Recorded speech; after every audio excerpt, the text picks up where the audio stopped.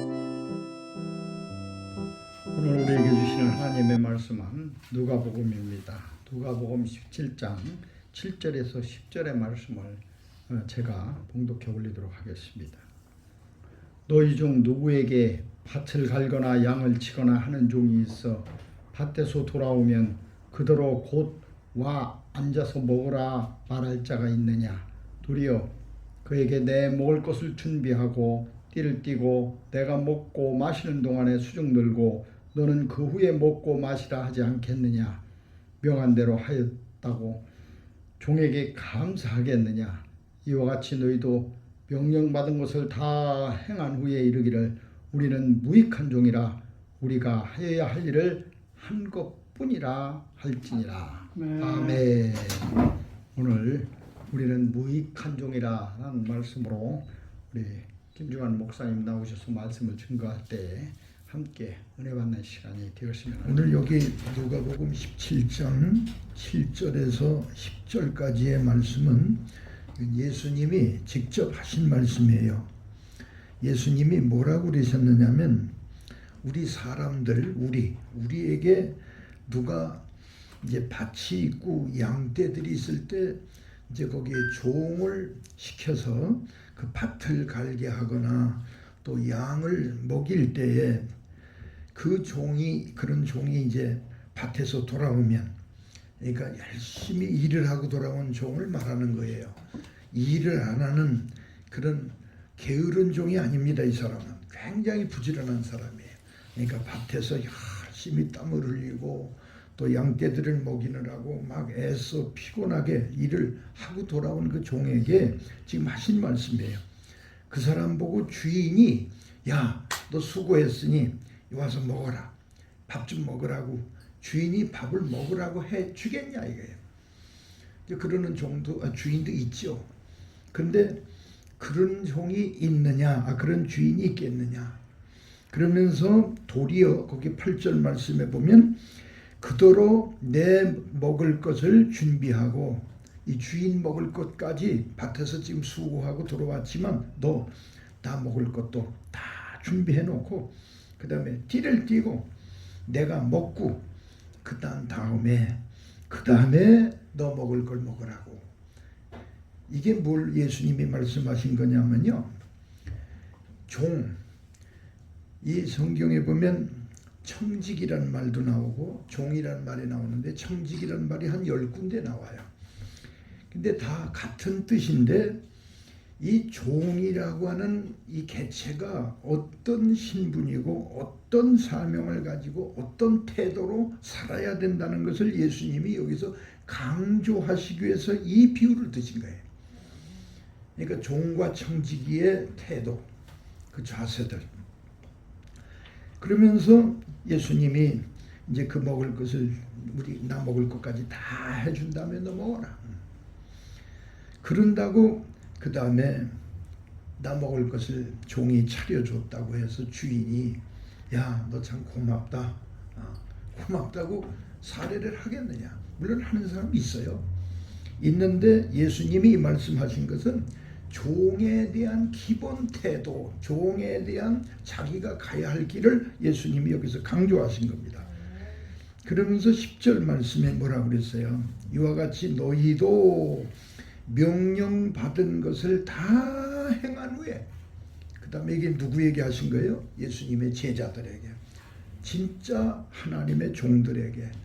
그러니까 주의 복음을 증거하고 하나님의 나라를 위해서 일하는 주의 종들, 이게 영적인 종들이죠.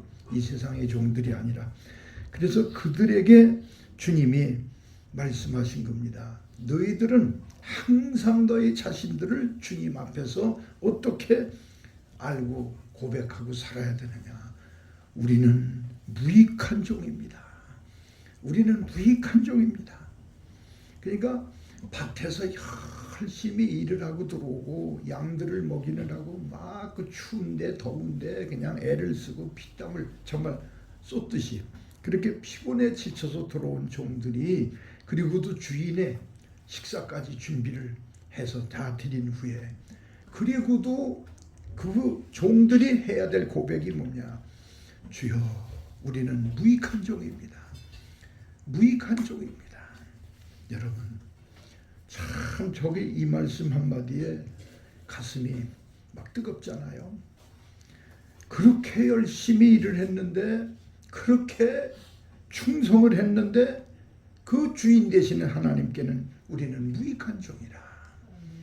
그러면서 우리 다만 할 일을 한 것뿐입니다. 이것이 바른 주의 종. 하늘나라도 가고 하늘나라에 가면 사실은 그런 사람에게는요 상급이 있어요.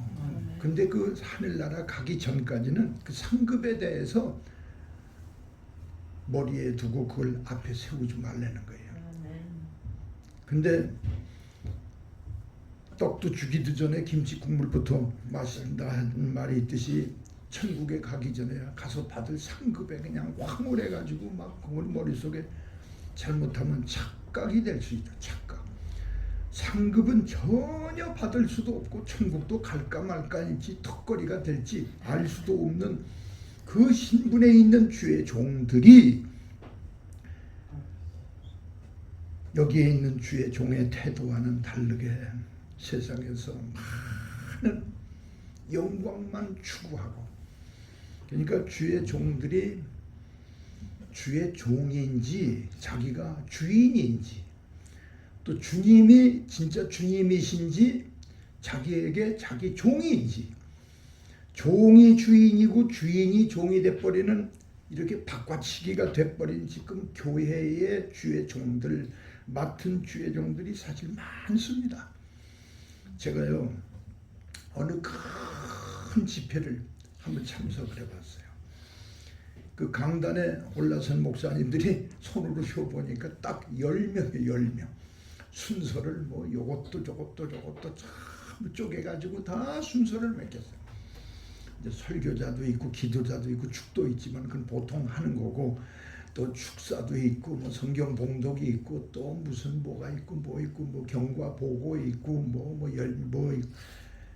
하여튼 10명이 올라섰는데 그 강단에서 그 목사님들 사회 보는 사람서부터 목사님들이 서로 저 목사님에게 영광을 던지고, 그럼 그 목사님은 또 저쪽 목사에게 또 영광을 던져주고, 영광을 마치 농구공 던지듯이 서로 영광을 서로 나눠먹는 거예요.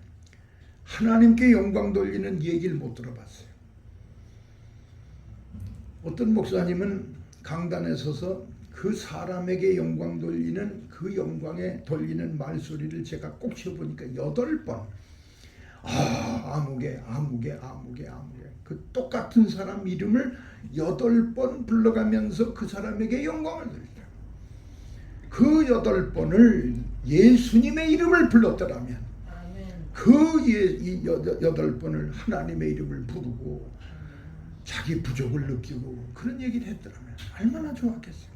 제가 그 앞자리에 앉았다가요 중간에 나올 수도 없고 참 같이 죄를 짓는 것 같더라고요. 그런 경우도 있었습니다. 그러니까 우리 예수님이 지금 사실상 어떻게 보면 목사 풍년이에요. 우리 대한민국 땅같이 목사가 많은 나라가 또 있습니까? 엄청 많아요. 그냥 뭐 속전속결로 그냥 신학도 그냥 어떻게 했는지도 알 수가 없고 정규 과정을 거쳤는지 어쩐지도 모르고 아무튼 간에 막 그냥 목사가 붕어빵처럼 막 튀어나오는 것 같은 착각을 일으킬 정도로 좀 그런 데에, 그래서 여러분 진짜 장마철에 물이 사방에서 비가 쏟아져서 여기도 첨벙 저기도 첨벙 맨 물인데 진짜 마실 물이 없어요. 마실 물이. 장마철에 마실 물이 없더라는 것처럼 진짜 목사들이 많은데 하나님이 보실 때 참종 당신의 마음을 흡족하게 해드리는, 하나님을 기쁘시게 해드리는 종으로 과연 그 중에 몇 명이나 있겠나. 저는 이 말씀을 생각하면서 저 자신을 돌아보게 됐습니다. 그래서 하나님, 제가 무릎 꿇고 기도했어요. 참 이 말씀 앞에 비춰볼 때 제 자신이 부끄럽기 짝이 없고 제가 과거에 젊었을 때는 목회를 잘하는 줄 알았어요. 목회도 잘하고 부흥에도 인도를 잘하는 줄 알았어요. 또 그 교회에서 어떤 교회는 5번씩 초청을 해요. 부흥 강사로 저를. 똑같은 교회. 또 기도원에서도 그렇고. 그러니까 잘하는 줄로 착각을 했는데 이 말씀 앞에서 제가 비춰보고 회개를 했습니다. 얼마나 많이 회개를 했는지요. 아버지, 이 철부지 같은 이 자식 얼마나 철부지 같은지 하나님 하고 제가 부끄러움도 느끼고 두려움도 느끼게 그렇게 됐습니다. 여러분, 우리 예수님을 생각해 보세요. 예수님이 하나님의 참 아들이시잖아요. 참 아들 독생자인데 그분이 빌립보서 2장에 보니까 하나님과 동등됨으로 여길 것을 여기지 아니하시고 동등됨에서 낮아져서 그는 사람이 됐다고 해요. 사람. 여러분, 하나님이신 그 위치에서 사람이 됐다는 건 어떻게 생각하면 우리 사람이 개돼지 되는 거나 마찬가지예요. 그게 뭐죠? 예수님의 낮아짐. 큰 낮아짐. 근데 사람이 된 중에도 또 사람 중에도 가장 저주받은 사람. 어떻게? 날 때부터 따뜻한 안방에서 난 이런 방에서 난 예수님이 아니고 산부인과 병원에서 예수님이 탄생하신 것도 아니고 참 들밤 그 베들레헴 그 말구육관들이 있는 거기 예수님이 탄생하셨어요. 나실 때부터. 그러니까 인간 중에도 가장 낮아져. 그 중에도 또 예수님이 십자가에 못 박혀 죽으시는 거기까지 낮아졌어요. 당신의 죄가 있어서 죽었습니까? 티끌만큼도 예수님은 자신에게 십자가에 못 박혀 죽을 만한 이유가 없어요. 티끌만큼도 그런 원인이 이유가 없어요. 있다면 100% 그 원인은 바로 이 죄인 나 우리 때문에. 그러니까 대신 죽어주시는 죽음을 당신이 받으셨잖아요. 여기서부터 이제 복음이 시작되는 겁니다.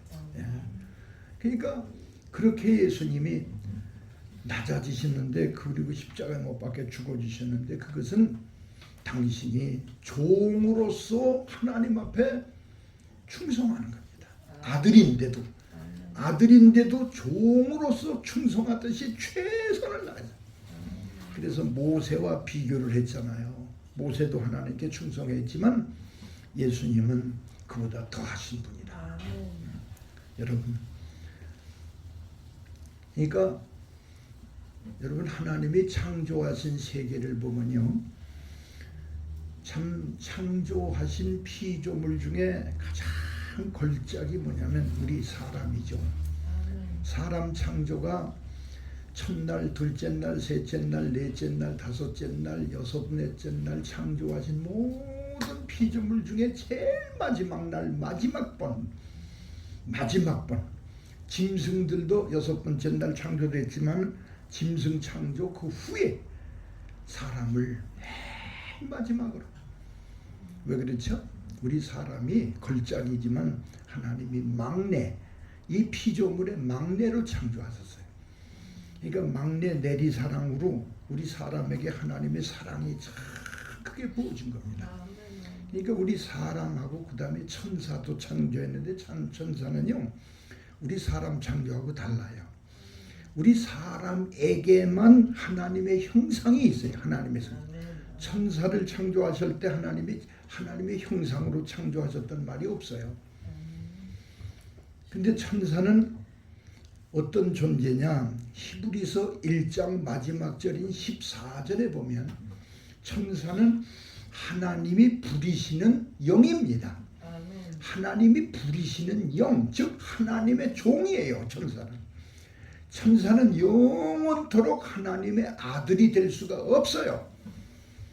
근데 이걸 가지고 잘못된 주석책이나 기독교 서적에 보면 하나님의 아들들이라고 나오는 창세기 6장이나 그 외에 욥기서에 나오는 하나님의 아들들을 천사라고 말을 한 사람들이 많아요.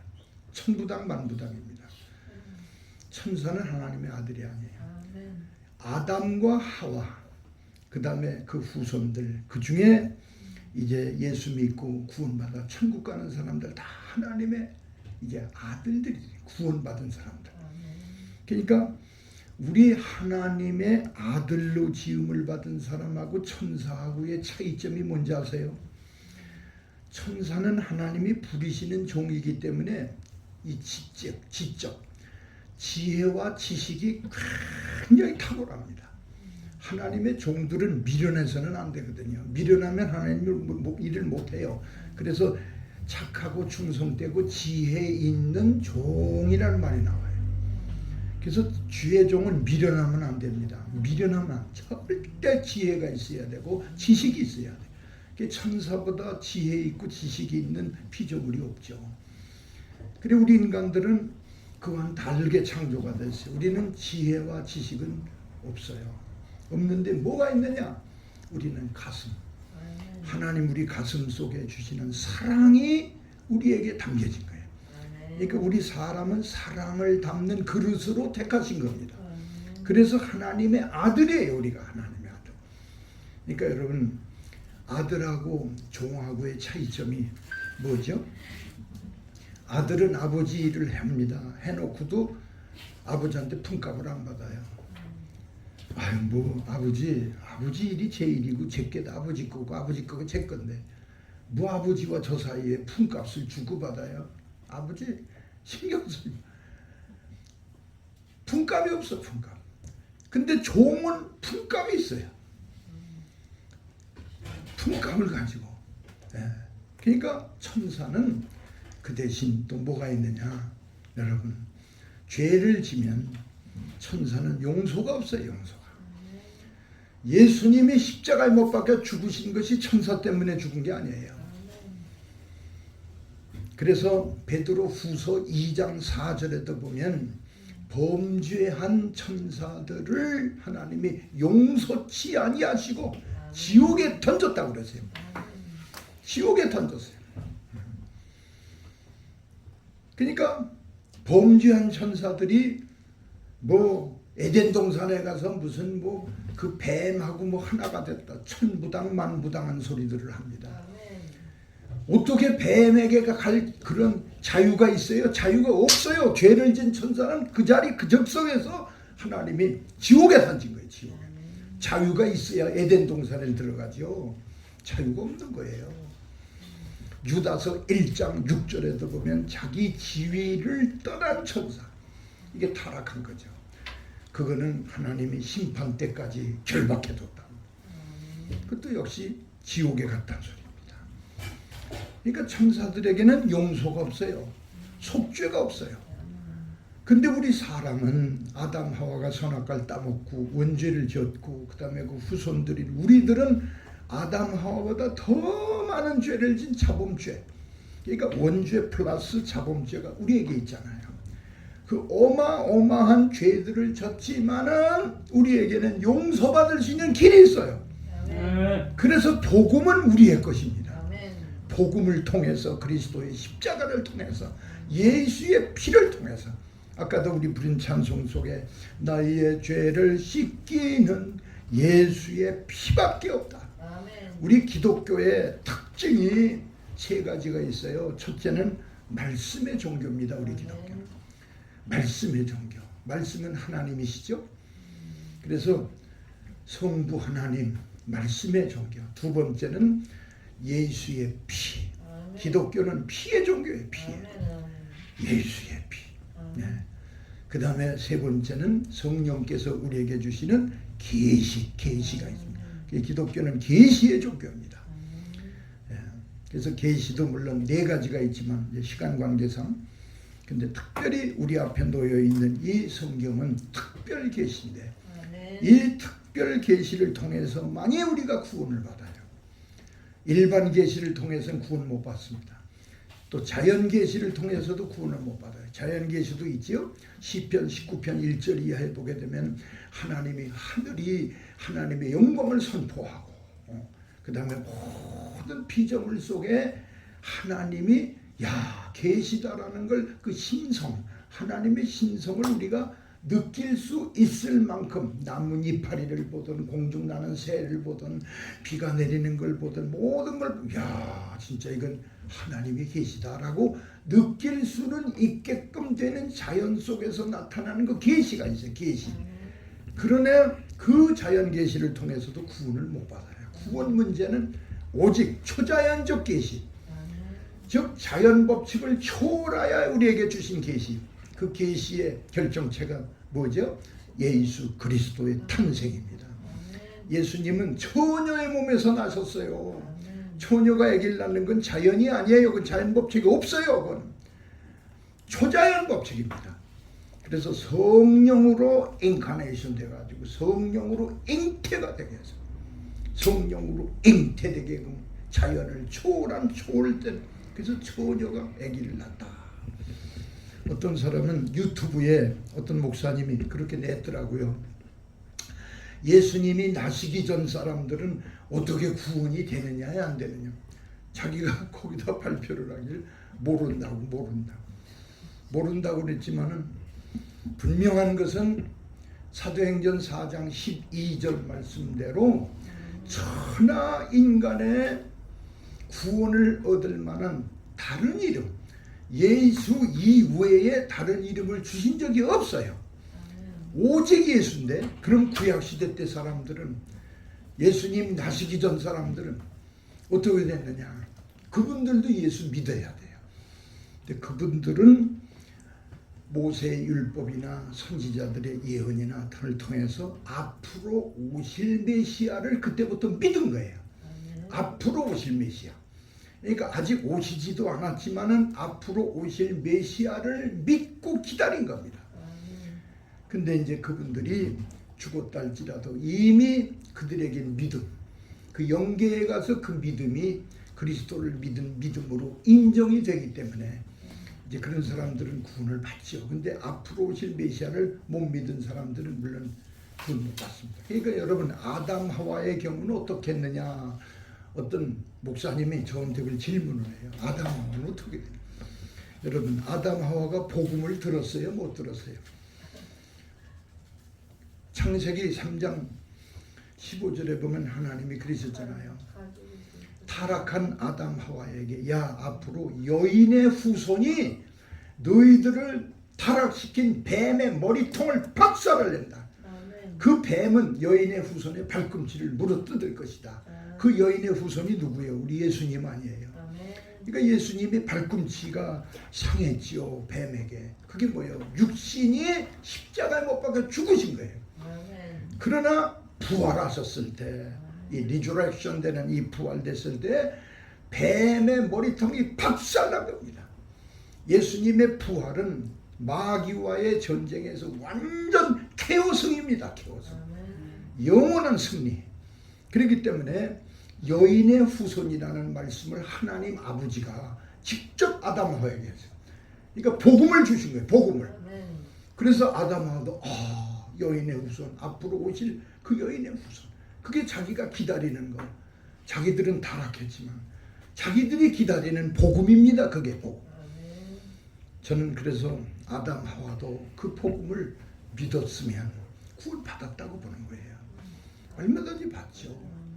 그래서 첫째 아담은 타락했지만 둘째 아담 되시는 그리스도께서 이 땅 위에 이렇게 오셔서 그래서 이제 신약 시대는 이미 오신 예수를 우리가 못 봤지만 그 오신 예수를 믿고 구원받는 거고 구약 시대 때는 앞으로 오실 예수 못 봤지만 그 오실 예수를 믿고 구원받는 거고 근데 언제부터 속죄가 이루어지느냐. 예수님이 십자가에 꽉 못 박히실 때 성전 휘장이 아래로부터 위가 아니라 위로부터 아래가 쫙 찢어졌어요. 그럼 그 휘장을 누가 찢은 거예요? 위에 있는 분이 찢은 거예요. 위에 있는. 그러니까 위에부터 찢어지죠. 밑에서 찢었으면 아래로부터 위로 찢어지는데. 그러니까 위로부터 아래가 쫙 찢어졌다는 건 하나님이 이 성전의 제사법, 지금까지 드리던 제사법을 폐기. 그러니까 양을 잡고 소를 잡고 염소를 잡고 그런 번제단에 번제물 올려놓는 그런 제사법을 폐기시킨 거예요. 아멘. 폐기시킬 때 서류도 찢어버리잖아요. 아멘. 네? 그러니까 폐기시키고 다른 제사법, 그것이 뭐냐, 영적 예배, 산제사를 지금 드리려는 겁니다. 누구를 통해? 그리스도 예수의 이름으로.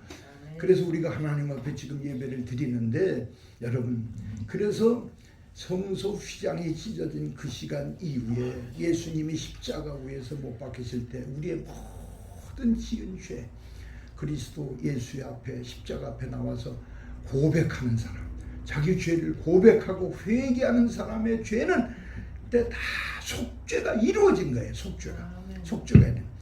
그러니까 예수님이, 여러분, 요한복음 3장 16절 말씀대로 하나님이 세상을 이처럼 사랑하사 독생자를 주셨으니 이는 저를 믿는 자마다 멸망하지 않고 영생을 얻게 하려 하심이라 라고 했다고 해서 하나님이 세상을 위해서 이 세상에 예수님 보내주셨는데, 그 예수님이 오셨다고 해서 세상 사람들이 다 구원받는 겁니까? 천만의 말씀. 세상을 위해서 오셨고 세상을 위해서 십자가에 못 박혀 죽으셨지만 세상 사람들이 다 구원받아요? 천만에. 회개하고 그리스도를 영접하는 사람만 구원이에요. 그러니까 회개하고 그리스도를 영접하는 사람에게만 구원이 허락된 거다. 그러니까 복음이 있어도 다 구원이 아니잖아요. 회개하고 그리스도를 영접해야 되고. 그래서 마태복음 3장에도 세례 요한이가 이스라엘 사람들, 전통적인 그들은 무엇을 머릿속에 꽉 가지고 있었느냐. 아브라함이 우리 조상이다. 아브라함, 이삭, 야곱이 우리 조상이니까 우리들은 택함받은 사람이다. 우린 구원받은 사람이다. 아주 구원받은 것에 대한, 택함받은 사람에 대한 확고한 흔들림이 없었어요. 여러분. 근데 세례 요한이가 뭐라고 그랬죠? 이 독사의 자식들아. 그리고 너희들이 속으로 아브라함의 자손이다라고 생각하지 마라. 뭘 해야 되느냐? 회개에 합당한 열매를 맺으라. 회개에 합당한 열매. 그러니까 열매가 없는 회개는 회개가 아닙니다. 열매가 없으면 회개가 아니에요. 그러니까 지은 죄를 하나님 앞에 영어로 repentance, 회개가 repentance, 회개했으면 회개한 죄를 다시 짓지 말아야 되죠. 그리고 거룩한 삶으로 변화가 돼요. 근데 성경에 보면 개가 먹은 걸 토했다가 다시 주워 먹는, 그러니까 짐승 중에 이 개라는 놈은 요게 특징이에요. 지가 먹은 걸 다시 토했다가 다시 주워 먹어요. 그러니까 우리 사람들도 하나님 앞에 회개한 죄를 다시 주워 먹으면 그게 개라는 거예요. 회개하고도 또 짓고, 그러니까 회개도 쉽게 하고 그 죄를 도로 짓는 것도 쉽게 짓고. 그러니까 하나님 앞에 열매가 없어요. 물론 사람이니까 회개한 죄를 또 지을 수도 있어요. 있지만 그걸 참 가슴 아파. 그래서 저는요, 예수님이 기도할 때 중언부언하지 말라고 그랬잖아요. 우리 보고 중언부언하지 말라고 했는데도 우리가 한 기도를 또 반복해서 할 때가 있어요. 어떤 때 반복합니까? 간절할 때. 그러니까 하나님께 회개 기도를 할 때도요, 진짜 회개했어요. 했는데도 아버지 생각하면서 또 회개합니다. 이런 사람이 있어요. 저도 그렇게 합니다. 아주 뼈에 저릴 만큼 내가 크게 마음이 아파. 그러니까 반복했다고 해서 그게 중언부언은 아닙니다. 간절한 거예요. 간절한. 제가 66년도에 대한신학교 2학년이었습니다. 서울역 뒤에 서계동 그 콘센트에서 신학 공부할 때, 그때 김치선 박사가 돌아가시지 않고 살아계실 때입니다. 그분이 사택에서 몸져서 누워 계시고, 우리는 점심시간이면 학생들이 몰려가서 막 통성기도 해드리고 그랬던 생각이 확이 나요. 그 아들 김세창 목사는 미국에 있었고 그때부터 제가 목회를 했어요. 전도사 때 연희 제일장로교회에서. 그래가지고 쭉 해가지고 제가 목사 안수를 70년대에 받고 물론 합동 총신도 하고 제가 신학교를 여러 군데 했습니다. 그러면서 아무튼 목회를 했지만 제가 지나놓고 생각을 해보면 얼마나 하나님께 부끄럽고 내가 부지런했다고 생각을 하는데도 지나놓고 보니까 너무 게을렀어요. 예? 그리고 왜 내가 양떼들의 입장을 형편을 내가 많이 아는 그래도 사랑이 많은 목사로 생각을 하고 했는데 그것도 착각이었어요. 내가 그들을 진짜 그리스도의 사랑으로 사랑해 주질 못했어요. 제가 그런 걸 막 하나님 앞에 생각하면서 뉘우치고 부끄럽기도 하고 두렵기도 하고 회개했습니다. 전 그래서 어떤 목사님들은 천국 가면 뭐 생명의 면류관을 뭐 쓰고 어쩌고 이런 얘기를 하는데 저는 천국만 가도 제가 입장에서 감사하고 받을 상급은 있는지 없는지 몰라요. 그런 거는 생각할 입장이 못 되더라고요. 내 자신이 날 돌아볼 때.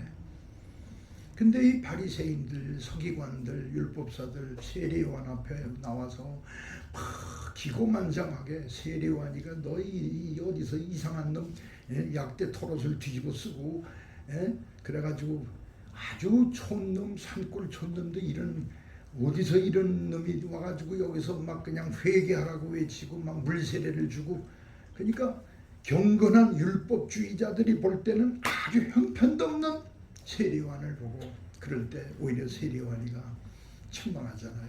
독사의 자식들이라고. 그리고 너희들이 속으로 아브라함이 우리 조상이라다라고 생각하지 말라는 거예요.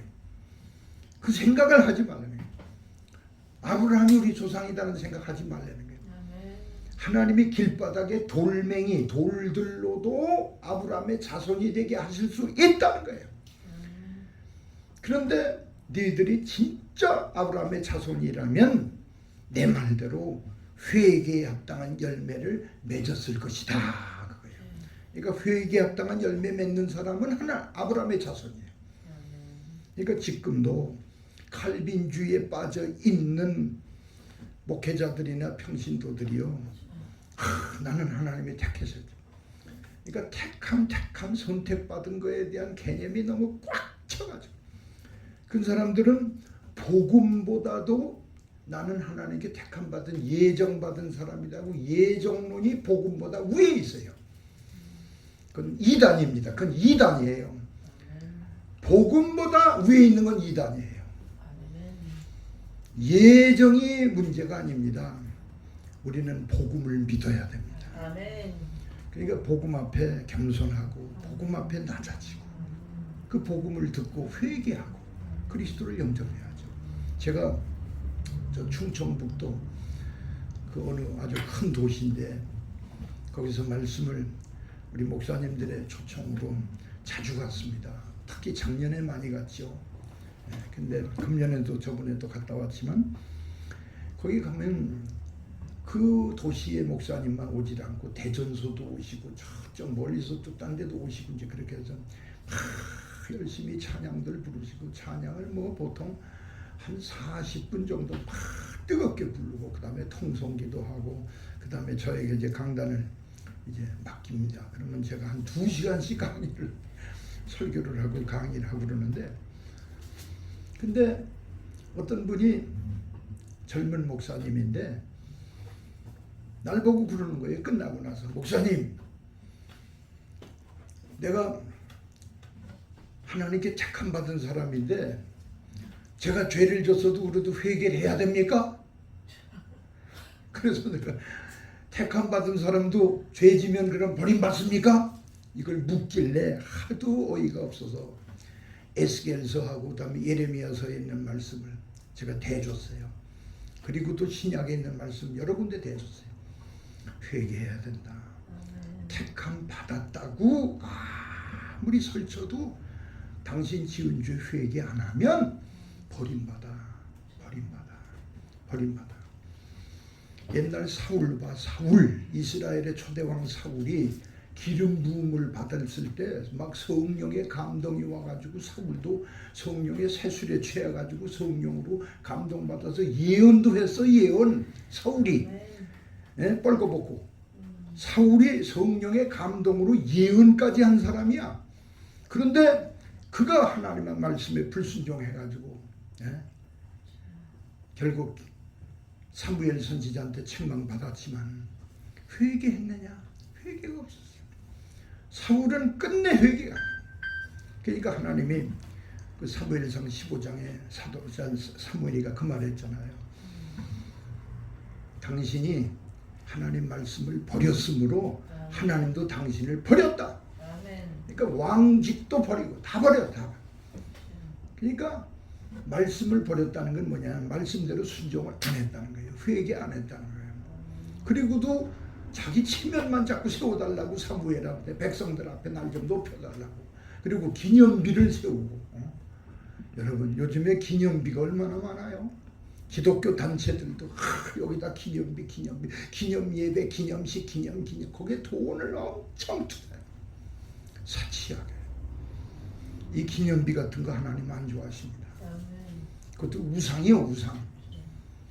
전 그래서요, 이 성경을 보고 내 자신을 돌아보니까 뭐밖에 없느냐. 아버지, 저는 죄인입니다. 근데 아까 젊은 목사가 그 말을 하고 저한테 뭐라고 그러냐면, 목사님은 칼빈주의를 몰라서, 칼빈주의의 그걸 몰라서 날 보고 회개해야 된다고 그랬다는 거예요. 그래서 내가 웃었어요. 목사님, 칼빈주의고 무슨 주의고, 칼빈이라는 건 사람 아니요? 왜 사람을 하나님 말씀처럼 따라가? 말씀을 따라가야지. 칼빈이라는 사람주의라는 칼빈주의 자체가 없어져야 돼요. 그건 잘못된 겁니다. 근데 바울주의라는 말이 있느냐? 없지 않아? 바울 신학이라는 말은 있어도. 그러니까 바울 신학처럼 칼빈 개인의 신학이 어떻다라는 걸 얘기를 하는데 왜 칼빈 주의를 따라가? 이 주의라는 게 여러분 뭔지 아세요? 그 사상에 꽉 찬 그걸 그대로 생활로 옮기는 게 주의예요. 예를 들면 공산 사상이 꽉 찬 사람이 공산 사상대로 살아가는 그걸 공산주의라고 그러는 거예요. 그러면 사람의 생각, 그 칼빈이라는 사람의 생각을 왜 따라가? 성경에 있는 성경주의, 복음주의를 따라가요. 이걸 가지고 얘기를 했더니 콧대 높게 내 말을 듣지 않고 가더니 난 몰랐어요. 한 달쯤 있다가 그쪽에 계시는 목사님이 나한테 전화가 왔어. 목사님, 그 목사가 갑자기 암이 걸려가지고, 암도 아주 갑자기 그냥 악성으로 암이 걸려가지고 목회도 못하고 그 교회 떠났다는 거예요. 제가 그 얘기를 듣고서 그냥 좀 안 됐다 싶은 생각만 나더라고요. 그러니까 지금 모르겠어요. 어떻게 가고 있는지 어떻게 됐는지.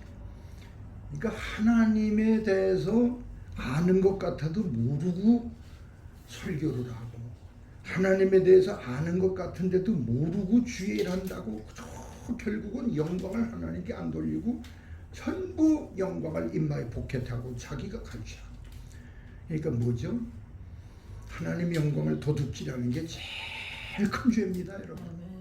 제일 무서운 거예요, 무서운 거. 11조 때 먹은 것보다 더 무서운 거예요. 저는 참 두려운 걸 그걸 배웠어요. 그래서 제가 갓난 아기 적부터요.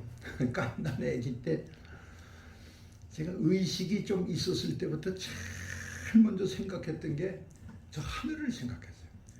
하늘이 어떻게 천국이 있는지 없는지 누구한테 듣지도 못했고 예수 믿으라는 복음도 들어보진 적도 없고 우리 집안이 예수 믿는 가정도 아니었고 그랬는데 어렸을 때부터 계속 하늘 생각하는데 하늘이 그 끝에 거기 구멍이 있나? 거기 들어가면 거기는 어떻게 된 거야?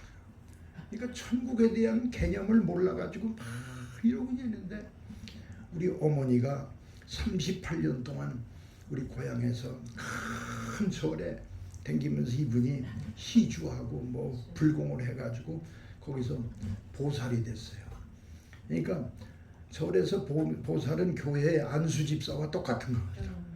그러니까 절에서 안수 집사가 돼가지고 우리 어머니가 얼마나 정성껏 그냥 일꾼 시켜가지고 지게에다가 팥도 가지고 올라가고 쌀도 가지고 올라가고 그냥 목욕 재개하고 올라갔다 내려오시고 막 이러면 근데 어머니가 한번 나를 손을 꽉 잡고 야 너 나 따라서 저 절에 가야 돼. 그래서 처음엔 못 모르고 딸려갔지요. 그때가 아마 제가 초등학교 2학년 때인가. 근데 갔는데 그 절에 벽에 그림 그린 거며 이런 것들 불상 같은 걸 보니까 아주 정이 딱 떨어져 가지고 보기도 싫고 그래서 팥죽 먹으라고 해놨는데 팥죽이고 뭐고 그냥 주랭당을 쳐서 제가 도망쳐요. 그때부터 싫어요. 그러니까 이게 진짜 이게 택함 받은 사람의 마음이 아닌가. 내 생각이 아닌 것 같아요. 근데 그때부터 제가 이제 주일학교 초등학교 3학년 때 처음으로 교회를 갔다가 주일학교 교사가 첫날 설교를 하는데 뭐라고 하냐면요. 노아 때 홍수 심판 얘기를 하는데 이 세상이 물로 다 덮였다고 손으로 이래. 물로 다. 그때 내가 숨을 못 쉬겠어. 숨을. 이야 나는 본래 헤엄도 못 치지만은 물이 저렇게 꽉 찼으면 내가 그때 있었어도 나도 죽었구나. 이미 마음으로 내가 심판을 받은 거예요. 근데 그분 얘기가 앞으로는 그보다 더 무서운 심판이 온대요. 그게 뭐냐? 불심판이 온다고. 근데 불심판 얘기를 하는데 그때 막 겁이 나가지고 그래서 평생 교회 처음 갔다가 걱정 덩어리 하나 가지고 왔어요. 남들은 교회 가가지고 막 기뻐가지고 뭐 은혜 받고 평안해서 오는데 나는 근심 걱정 두려움만 가지고 나왔어요. 그래서 집에 와서 큰 누님한테 내가 공부 가르치는 큰 누님한테 그분도 예수도 안 믿고 교회도 안 다니는데 물어봤어요. 누나 앞으로 불심판이 오나? 그랬더니 그렇대. 그래도 그렇다고 그러더라고요.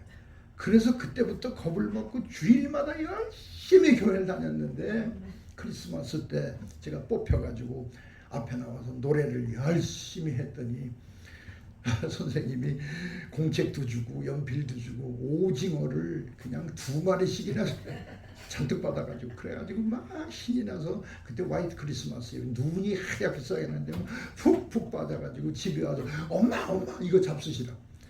그랬더니 엄마가 야 그거 어디서 났냐? 교회 우리 교회.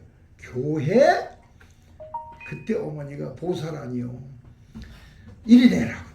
그래가지고 한꺼번에 엄마가 공책도 연필도 다 그냥 막 파괴하고 깨트리고 분질르고 찢고 오징어도 그냥 막 해가지고 야 하더니 그것도 쓰레기통이 우리 집 쓰레기통이 아니라 남의 집 쓰레기통 같다. 제가 그때 받은 상처가 충격이요 얼마나 컸는지. 그래서 그때부터 제가 기도를 하는 자리가 어디냐? 화장실에 들어가서 아버지 우리 엄마 아버지 예수 믿게 해주세요. 왜 우리 엄마는 저런 엄마예요? 여러분 제가 어릴 때부터 그리고 교회를 못 다녔어요.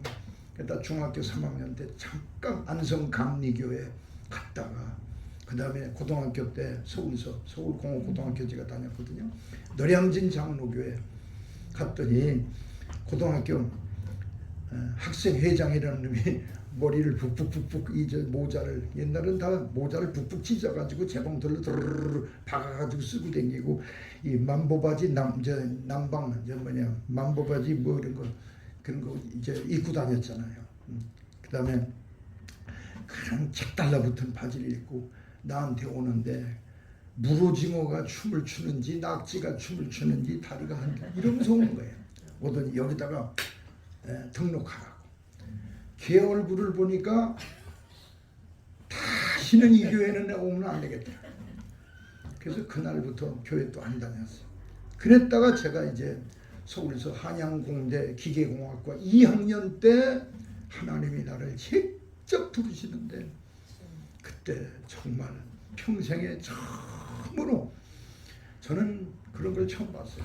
제가요 그때 이제 고향인 우리 경기도 안성에가 있었거든요. 근데 그 안성에 내려가 있는데 심심해서 못 살겠어요. 저는. 제가 부잣집 아들이었어요. 아버지 유산도 엄청 많았습니다. 재산도 뭐 그냥 부동산 뭐 동산 할 것 없이 많은데 저는 하나도 아버지 앞에 유산을 안 받았어요. 아버지가 우리 7남매들에게 다 이렇게 할 때 아버지 좀 공부 좀 많이 못하신 작은 형님에게 좀 많이 주시고 또 어려운 우리 누구한테도 좀 많이 주시고 이것도 주시고 저거 주시고 야, 난 너한테 저 천안에 있는 땅 30만 평이 천안에 있어. 천안에. 근데 그 30만 평을 너한테 주고 싶다. 아버지 전 필요가 없어요. 저는 하나님이 내 재산이에요. 그래서 하나님이 먹이시고 입히시고 하나님이 데리고 다니시니까 하나님만 따라다니면 전 그냥 돼요. 그랬더니 아유 너한테 주고 싶은데. 근데 그 아버지 어머니를 위해서 제가요 마지막에 아니 근데 그때 이제 그 돌아가신 때 얘기고 이제 예수를 제 성령 세례 받기 직전에 이제 어땠냐면 아주 세상이 참 심심해서 못 살아요. 먹어봤자 입어봤자 어디 댕기면서 좀 보고 싶은 거 다 봐도 보고 받아 그 모양이에요. 그래가지고 심심해서 이렇게 세상을 보니까요 사람들이 재미있게 깔깔대고 웃고 사는 사람들은 아유 저런 등신들이 뭐가 좋다고 저렇게 웃고 사나. 그러니까 머리 나쁜 사람들만 세상에서 좋게 웃으며 사는 줄 알았어요. 머리 좋은 사람들은 웃을 일이 없는 것 같아요. 너무 심심하고 이 세상에 아주 허전해서 견딜 수가 없어요.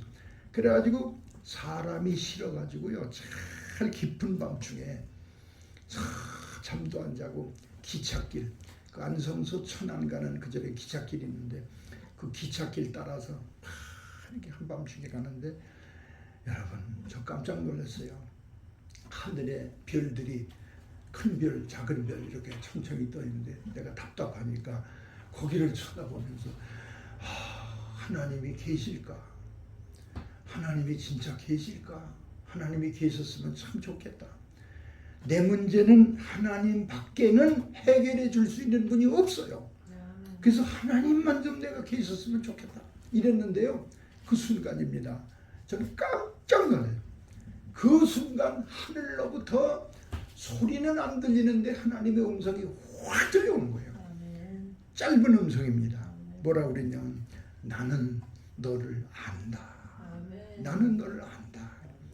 그러니까 하나님이 나를 아신다는 거예요.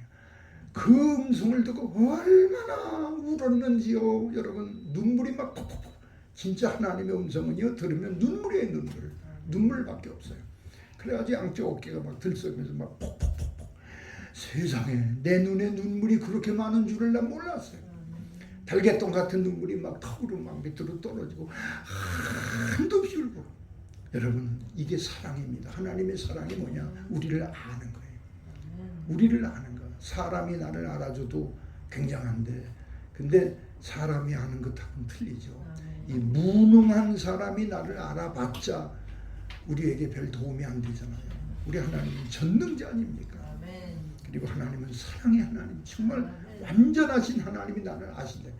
막 울고 근데 그날 밤부터 저는 집으로 돌아왔다. 그 이튿날 나도 모르게 가고 싶은 데가 그런 허업을 들판도 아니고 사람 없는데 찾아다니던 그때 그것이 아니라 그때 안성중앙성결교회라는 개척교회가 건어물 창고, 그러니까 마른 생선 쌓아두는 창고가 하나 우리 동네에 있었거든요.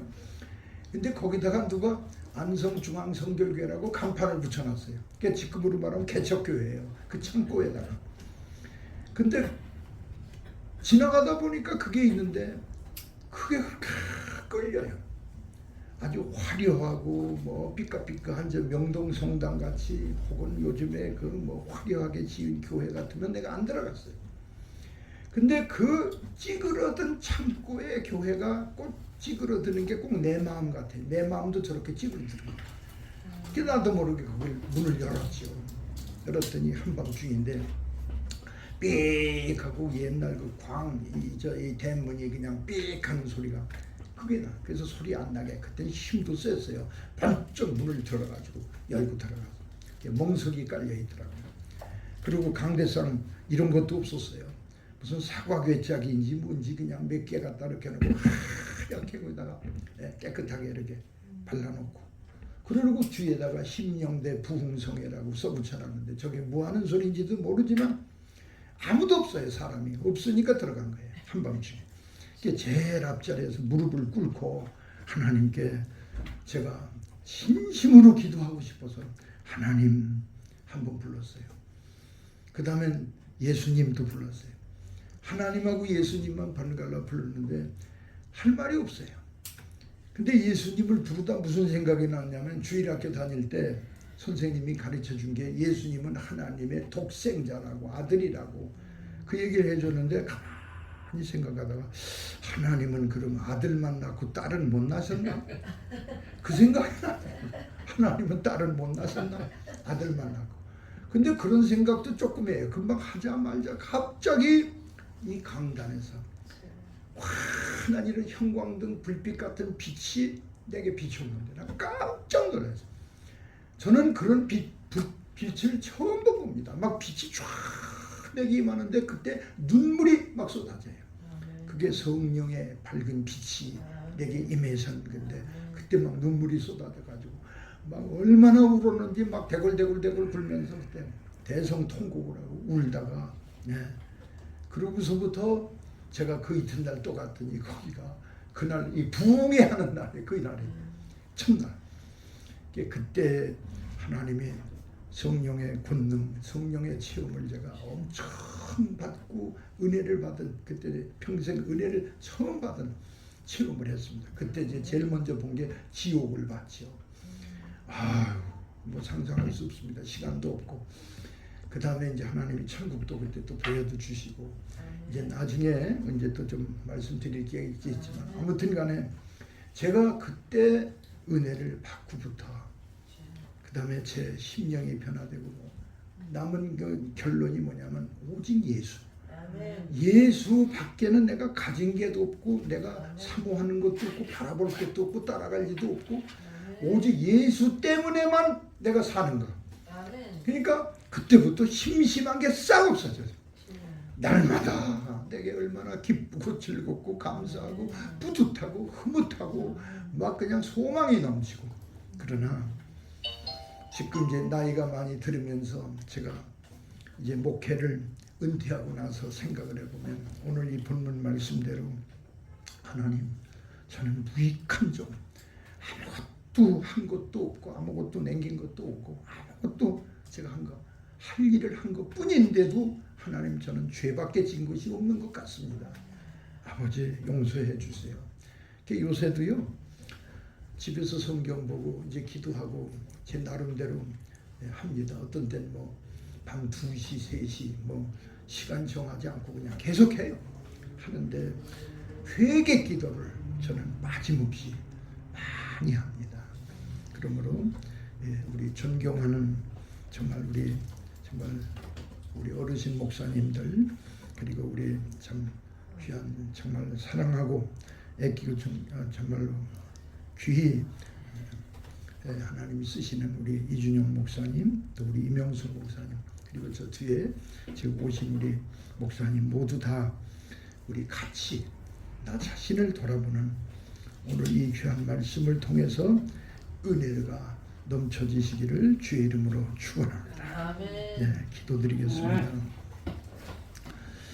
고마우신 아버지, 우리가 하나님 앞에 아무리 주의 일을 많이 하고 충성을 했다 할지라도 충성된 종들일수록 하나님이 보실 때 우리는 무익한 종이라 하나님 저희들이 한 것을 한 것뿐이라고 자신을 부인하고 자신의 공로를 부인하고 자신을 십자가에 못 박고 오직 주인 되시는 하나님의 영광만을 드러내고 우리 예수님만을 앞세워가는 남은 여생으로 살게 하여 주시옵소서. 예수님의 이름으로 기도 올리옵나이다. 아멘.